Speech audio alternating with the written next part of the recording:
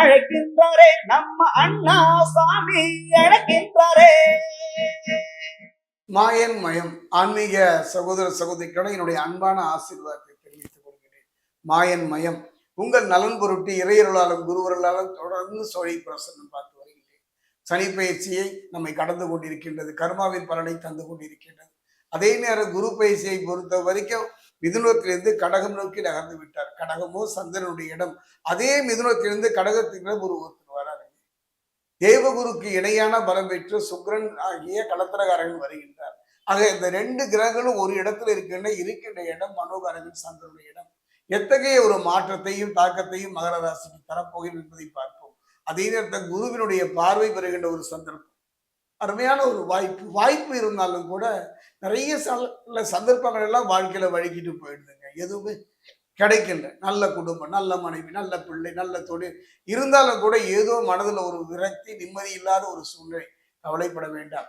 இந்த சுக்கிரன் பயிற்சி எப்படி இருக்கு இப்ப நம்ம சோழி பிரசன்ல பார்க்கிறோம். மாயன் மையனை நீங்க தொடர்ந்து சப்ஸ்கிரைப் பண்ணி ஆதரவு தருவீங்கிற நம்பிக்கை எனக்கு உண்டு.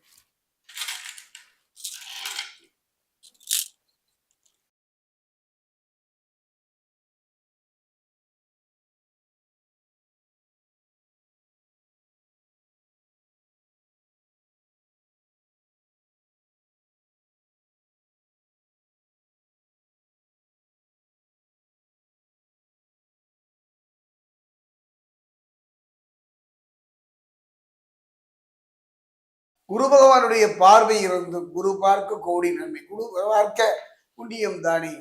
அந்த வகையில பார்க்கும்போது குருவின் பார்வை இருந்து போல சில சங்கடங்களை மன ரீதியா உடல் ரீதியா சந்தித்து கொண்டிருக்கின்ற நேரத்துல தான் இந்த சுக்கிரன் பயிற்சி. ஒரு கிரகத்தினுடைய பயிற்சியே முழுமையான பலனை தந்து விடாத காரணத்தினால மற்ற கிரகங்களுடைய நிலையை வைத்து நான் இப்போ சொல்ல போறேன். அந்த வகையில பார்க்கும்போது ராசிநாதன் யான்னு பார்த்தா சனி தானே. சனி சாதகமாக இருக்கின்றார். சனி பகவானும் ஒரு சாதகமாக இருக்கின்றதுனால தொட்டது துலங்கும்.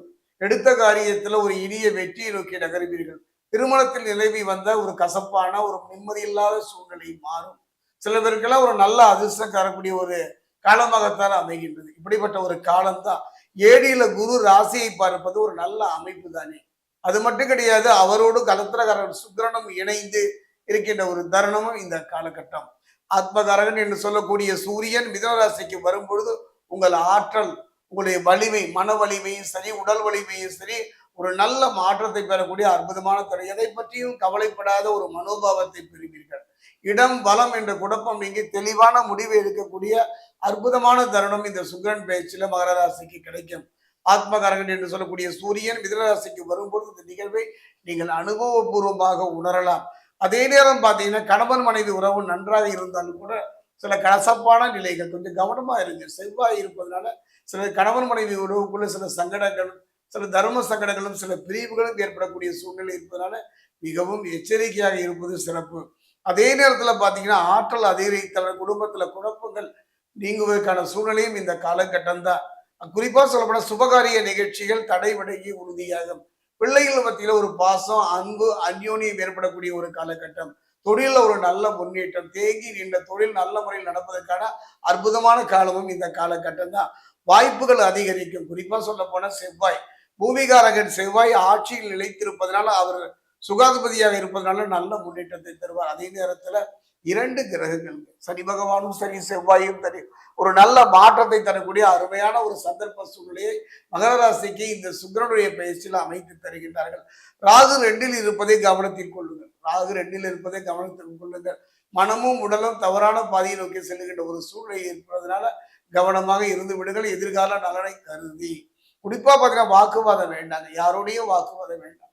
எங்க போனாலும் வாக்குவாதம் வேண்டாம். குறிப்பா குடும்பத்திலையும் சரி, தொழிலும் சரி, வாழ்க்கையிலும் சரி, இந்த காலகட்டத்துல வாக்குவாதம் வேண்டாம். காரணம், நாக்குல சனி இருப்பதை போன்ற ஒரு உணவு இருப்பதனால நீங்க நல்லதே சொன்னாலும் அது உங்களுக்கு எதிராகத்தான் திரும்பும். சிறிய தவறும் பெரிய பிரச்சனைகளை உண்டாக்கும். என்றோ செய்த தவறுக்கு இன்று பதில் சொல்லக்கூடிய காரணம் இருப்பதில்லை. கவனமாக இருந்து விட்டாலே போதும். பொதுவாக பார்த்தீங்கன்னா ராசிநாதன் சனி மட்டுமல்ல, அதே நேரத்துல செவ்வாயும் துணை இருப்பதனால நீங்கள் நினைத்த கனவுகள் நடைபெறுகின்ற அருமையான சந்தர்ப்ப சூழ்நிலை. அது நீங்கள் முடிந்தவரை திருத்தணி பாதசனீஸ்வரர் ஆலயம் சென்று சனி பகவானுக்கு தரக்கூடிய நல்லெண்ணெயை கொண்டு அபிஷேகம் செய்து பாருங்கள். முடிந்தாலும் பிரத்யேகரா சரவேஸ்வருடைய வழிபாடு செய்வது இருந்தீங்கன்னா ஒரு நல்ல மாற்றம் வரும், ஒரு நல்ல முன்னேற்றம் கிடைக்கக்கூடியது. இந்த சுக்கிரன் பயிற்சி தேவகுரு கொடுக்க மறந்ததை, தேவகுரு கொடுக்க விட்டதை இந்த கடத்தகாரர்கள் சுக்கிரனாகிய அசுரகுரு கொடுப்பார். அற்புதமான ஒரு காலம் இந்த காலம்.